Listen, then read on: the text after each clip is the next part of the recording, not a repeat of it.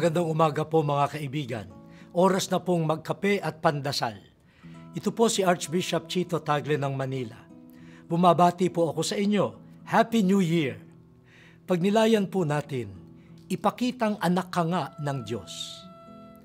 Sa tingin pa lang natin sa mga bata, nakikita na natin ang bakas ng kanilang mga magulang at ninuno.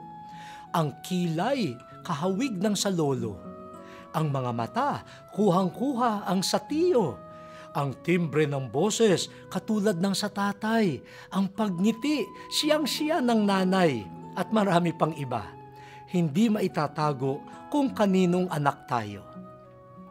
Sa pagsisimula ng taon, hangarin nating makita sa ating tayo nga ay mga anak ng Diyos.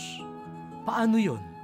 Sa pamumuhay ayon sa liwanag at hindi sa kadiliman ng kasamaan, sa pagsunod sa katuwiran at hindi sa kabuktutan, at sa taimtim na pagmamahal at hindi sa pagkamakasarili.